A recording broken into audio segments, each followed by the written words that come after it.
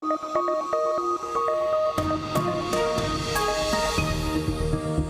International Brotherhood of Teamsters was formed in 1903 by the merger of the Team Drivers International Union and the Teamsters National Union. Made up of blue-collar workers, the organization has been one of the most visible and at times militant forces in the fighting for the rights of its members. Today, that organization is headed by General President Sean O'Brien, who has made a splash in his early leadership by negotiating new labor deals and setting standards for future labor deals among unions. Most noteworthy was a tentative agreement recently reached with UPS that seemingly sided very much with union demands. However, towing the hard line against LTL carrier Yellow, the Teamsters also showed no mercy, even putting this image on social media, which proved to be telling, as 1 week later, Yellow ceased operations. What kind of force are the Teamsters moving forward, and what does this mean for Amazon, a company certainly in the sights of Teamsters leadership? We'll discuss that and more next on FreightWaves Presents.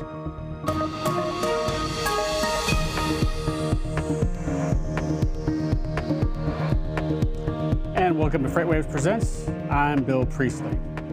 The initial philosophy of the International Brotherhood Teamsters was written in 1903 and states, "Let each member do his duty as he sees fit. Let each put his shoulder to the wheel and work together to bring about better results. Let no member sow seeds of discord within our ranks, and let our enemies see that the Teamsters of this country are determined to get their just rewards and to make their organization, as it should be, one of the largest and strongest trade unions in the country now and beyond."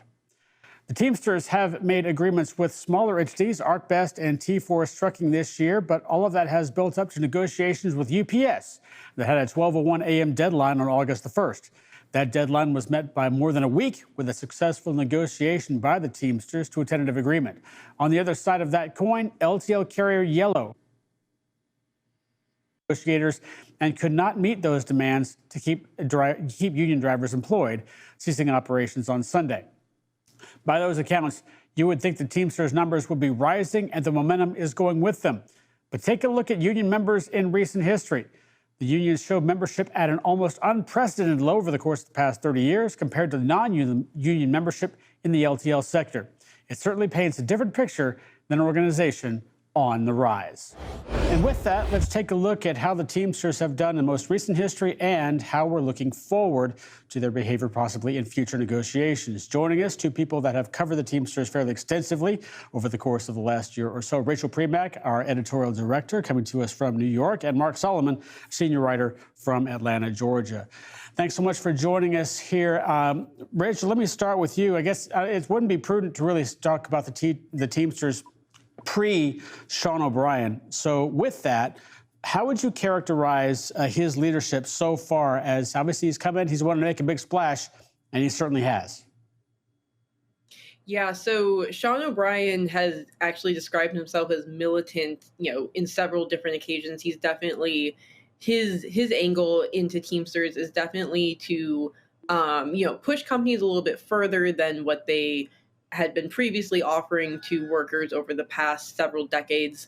It's something we're seeing in other unions as well. We've seen with the United Auto Workers in Detroit that also their leadership is certainly pivoting to looking how to gain more wins for workers rather than trying to work with the companies to come up with deals that are economically beneficial for those corporations.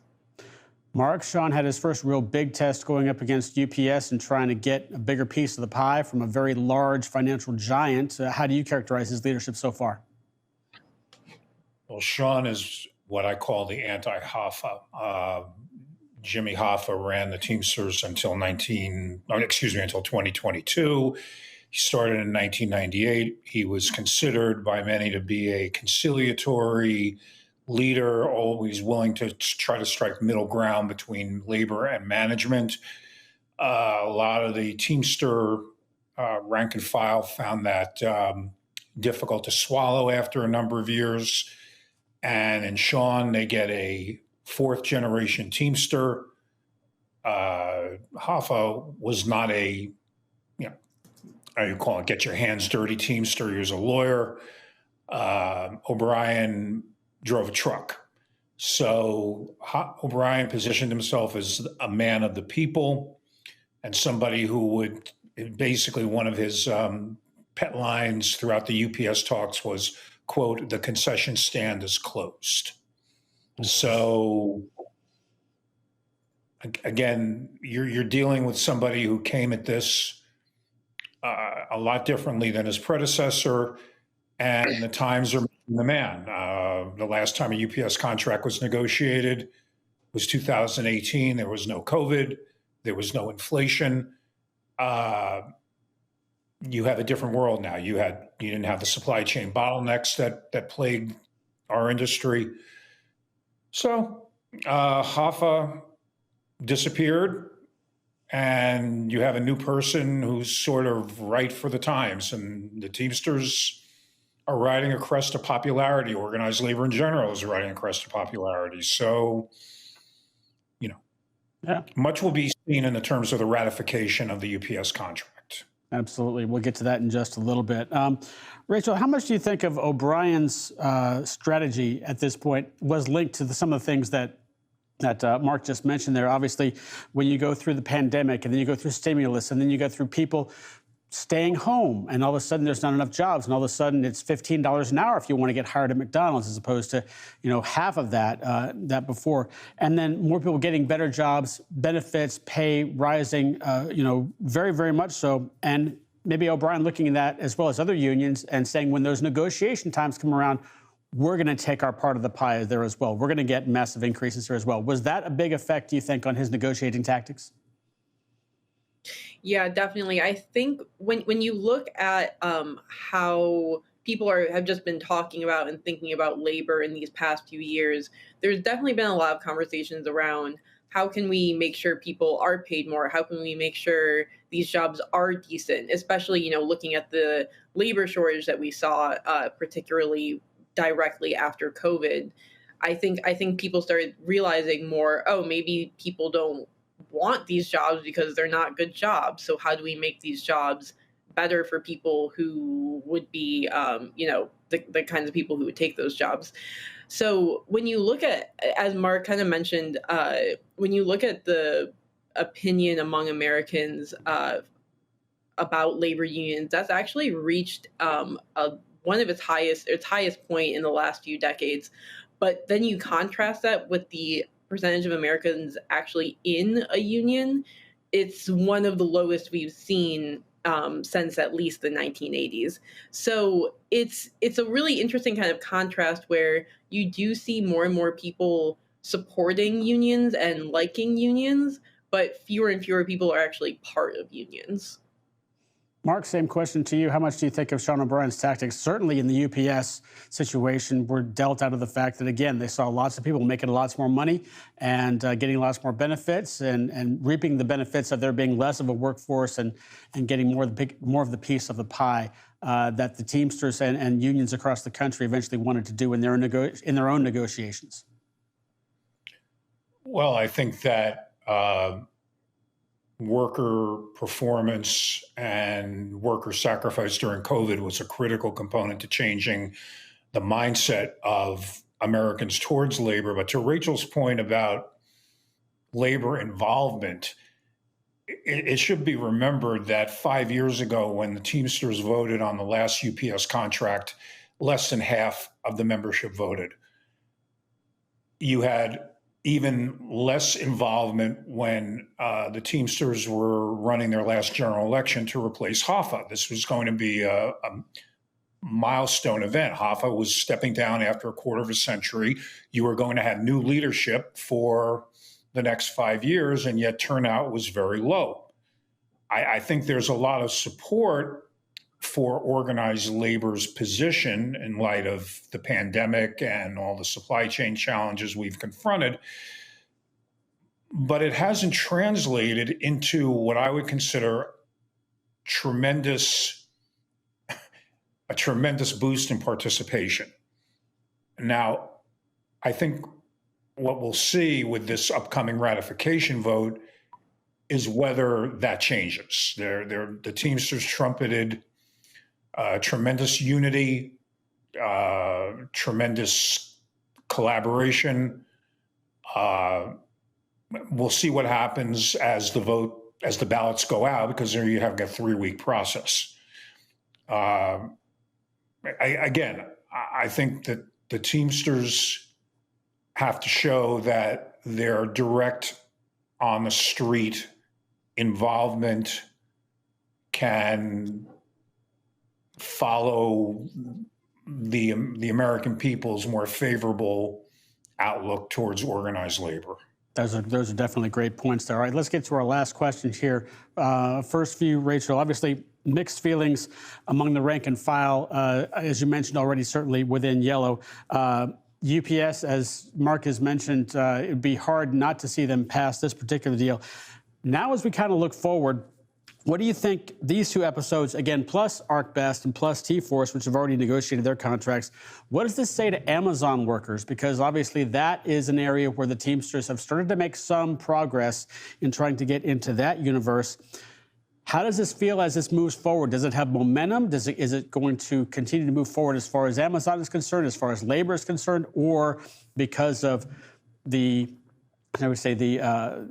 problems that Yellow faced and the calamities that perhaps were brought on partly by the Teamsters, if not, of course, on Yellow itself, that it would be something that would be frowned upon by people thinking that a Teamsters or union job might be good. What does this mean for future progression for a union? Yeah, it's interesting, and Mark can certainly speak more to the UPS side, but everything that happened with the sort of you could say positive and strife-free negotiations with T-Force and ABF, those are kind of, even though those are large Teamsters contracts, I don't think those were really contracts and negotiations that were outside of publications like FreightWaves got a lot of coverage. ABF, T-Force, Yellow, these aren't companies that are really known by the larger public. And as a result, it's hard for me to really imagine that a lot of, rank and file or, potential rank and file Amazon workers would, be thinking about Yellow or T-Force or ABF when it comes to, whether they'd want to join the union or not join the union. But it is really interesting to kind of think about all of this, because a lot of Sean O'Brien's motivations, from what we understand, is that his sort of negotiations with UPS and that kind of pretty public battle with the company, that was certainly supposed to signify to Amazon workers, UPS is a good company to work with. Teamsters is a good union to work with. Teamsters is someone that will fight for you and fight for your rights. But one sort of interesting development here, I saw that Chris Smalls, who is a very influential former Amazon worker who was involved with organizing Amazon workers and striking at the Staten Island facility, I did see, this is of course one sort of blip, but I did see his tweets kind of saying that it was a disappointment that that Teamsters didn't strike at UPS and that they should have pushed even harder. So I do think there's going to be, no matter what happens, there's always going to be people who are saying, let's go further, let's push even more. And whether or not Amazon workers think that Teamsters is that organization that will push harder and push for their rights, we'll have to see, as further organizing attempts go forward. Mark, your thoughts on the Teamsters and Amazon? Is this what we've seen in the past several weeks and months going to be a positive for Amazon workers that would like to see the Teamsters perhaps to be a little bit more of a presence there? I think Amazon workers, and this is just an educated guess on my part, will look at the agreement and say, hey, this is something we should take into consideration. The Teamsters want Amazon warehouse workers organized. And I think O'Brien had this in the back of his pocket, that whatever came out of the UPS agreement would resonate with Amazon workers. I think the Teamsters can take this agreement and will generate momentum to try to organize at Amazon. I mean, Amazon is vulnerable. It can be, with the right amount of pressure, they can be organized. Yeah. And that there's nothing that stops it. And I think that's going to be the next battleground. It certainly looks like it's going to be. Mark Solomon and Rachel Primack, thanks so much for joining us. Thank you, Bill. Thanks for having me. And now joining us is Bruce Chan, who is Director of Global Logistics and Future Mobility at Stifel Financial, as he joins us to talk about the Teamsters. Bruce, you've had a chance to listen in a little bit. First off, your reaction to anything you've heard and anything that stands out to you so far. Hey, Bill. First of all, thank you so much for having me on the show. It's really great to be here. Some really great and insightful comments, I think, from both Mark and Rachel. They brought up a lot of good points, I think, about their characterization of O'Brien and some of the pressures that we have right now on not just Teamsters and folks working in the transport and logistics industry, but I think also in the population writ large. We've talked a lot about Amazon and the potential for unionization and organization there. One thing that I'll bring up, which I didn't really hear talked about, was the potential for organization at FedEx. FedEx is going through some pretty significant changes right now that have the potential to open it up for more, potential unionization than ever before. And that, of course, is also a very big target. I think there are a lot of FedEx drivers right now that are looking at what their brethren on the package delivery side at UPS have achieved or are achieving, and maybe thinking similarly. That's definitely a good point there. Obviously, FedEx with that independent contractor model, a little bit different way to try to get in there, but you certainly have the opportunity to try and bring those groups there together as well. Let me just go back a little bit in history and your exposure and involvement, or rather just involvement with the Teamsters in terms of what you've seen. How different is this organization, say, coming up, the last few years, obviously through pandemic, through stimulus, through now post-pandemic? How much different is this organization, especially in the last year, perhaps, than it has been previous? I think it's pretty different, but again, I'll just go back and say that I think a lot is also different about the underlying, labor market and employment market today as well. If we look at Sean O'Brien, and I don't want to dwell on it too much, just because I think Mark and Rachel gave us so much insight there, but they're absolutely right. He's much more of a, populist hardliner. He was elected for a reason, though, and he made those reasons very apparent. But he was elected for a reason.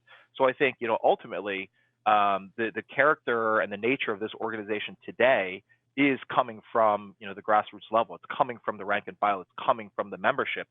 They are feeling this pressure.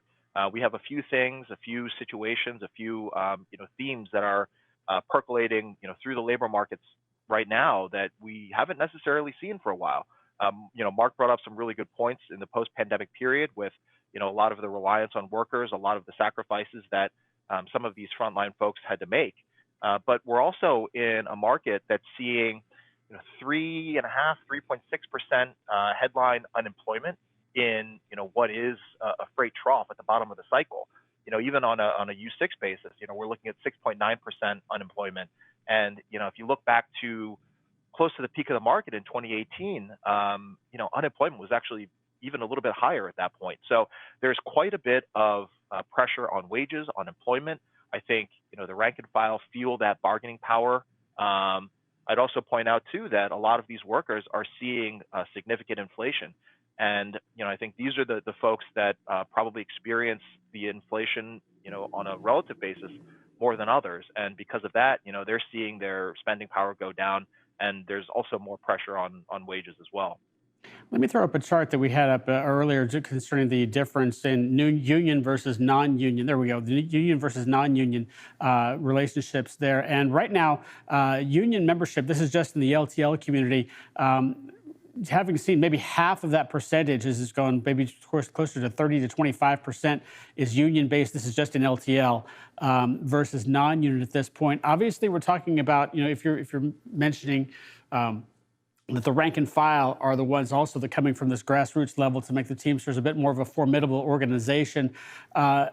externally, it looks like that may not necessarily be happening in terms of membership, at least certainly inside the LTL community.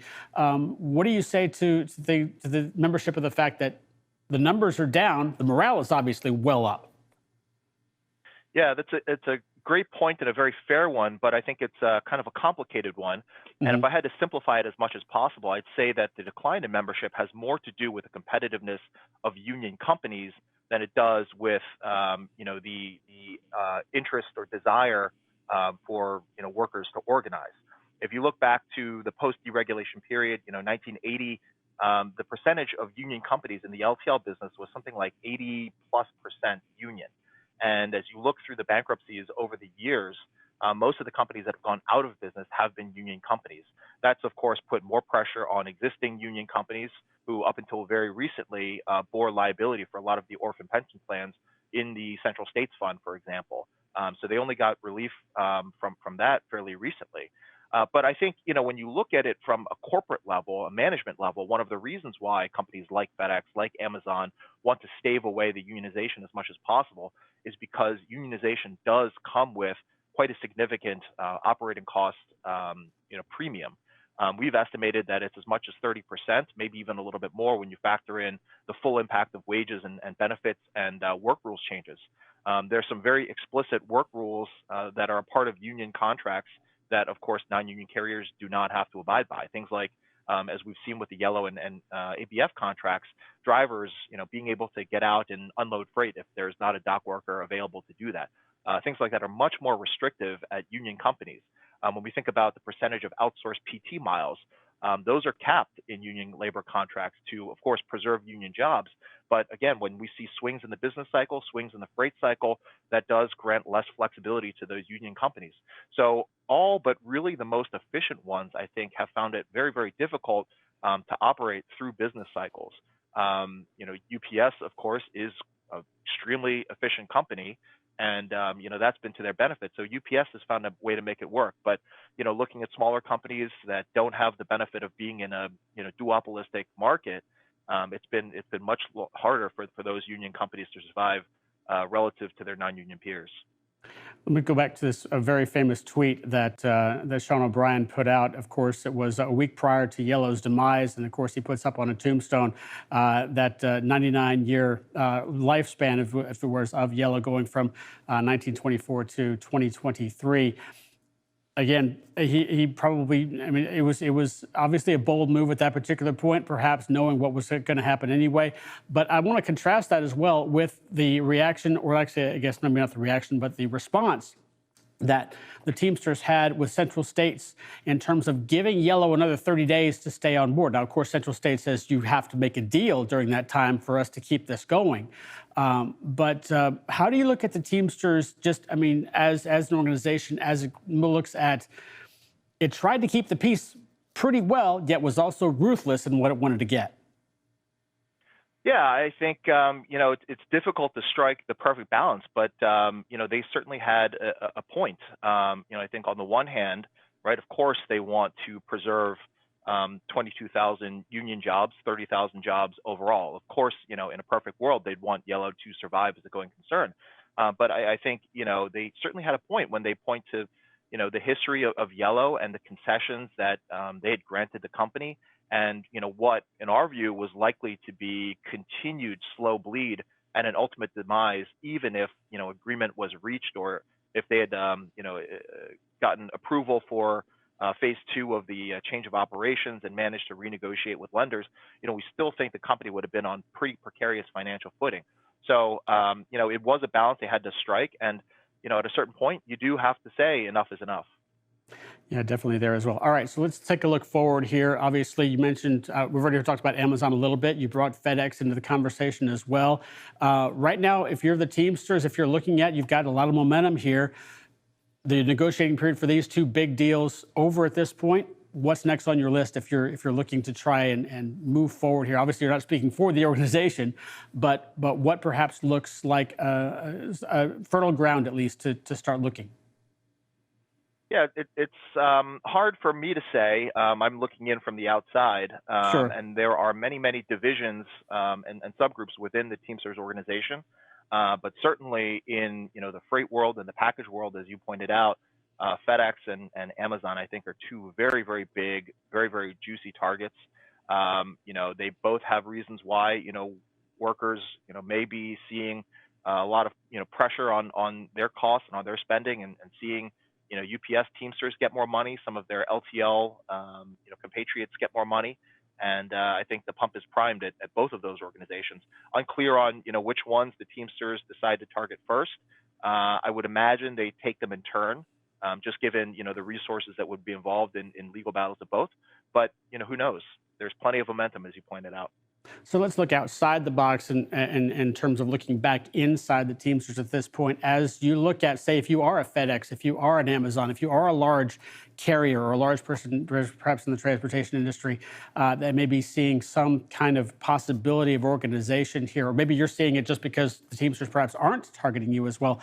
What are you looking at, and in terms of also the fact that this is an organization, again, right now, at least it seems, that has a lot of momentum, and again, momentum and I guess concern from, as you mentioned, the rank and file as well as leadership? Yeah, well, Bill, if I understood your question correctly, from the perspective of the management teams from the corporations, I think ultimately, this is a pretty simple relationship. I mean, this is labor versus shareholders or corporate management, and it's about the balance of power between them. Historically, especially in recent times, with all the consolidation that we've seen in really the entire swath of the economy, but certainly within freight transportation as well, that balance of power has shifted in favor of the corporation, of management, of shareholders. But because of the conditions that we're seeing right now in the labor market, we do have, I think, more bargaining power in the hands of labor, especially organized labor, and they're going to push for what they want. Typically, that's higher wages, but it may also involve better working conditions. So at the end of the day, if you are company management, the way that you stave off unionization is by having happy workers, by paying them more, by having, I think, more aligned interests, whether that be through, profit sharing, share ownerships, options programs, and whether it just be through, culture and employee engagement, things as simple as making sure their voices are heard, surveys, feedback, morale building events, company barbecues at the freight dock. I mean, all these, I think, factor into creating a good experience for workers, and happy workers are not likely to be workers that want to pay extra money out of their paychecks to union dues. But if it gets down to it, I think that's something that a lot of them would be willing to do. And I think a perfect example of this is the gold standard in LTL, which is Old Dominion. We hear about all the millionaire drivers that Old Dominion has minted through its incredible profitability, but it hasn't just given that profitability back to shareholders. They've also invested in their workforce and made sure that people were paid at, or certainly above, in many cases, top of the pay scale, that employees are happy, that they've built a very cohesive culture, that employees are heard. So again, I think that is ultimately the key. Got about a minute and a half left here, Bruce. Just kind of dovetailing off of that point, as you look at this situation in terms of the fact that the Teamsters were able to do these deals, or do at least the UPS deal, and then conjure whatever outcome they were desiring out of the yellow situation at this particular point. We're in a down market. And so maybe you're looking at those other companies and saying, we really don't have the money at this particular point to make those kinds of moves, or maybe they do, perhaps. But given that there's not as much mobility, perhaps, on the corporate leadership level there as well, is this perfect timing for the Teamsters to make move?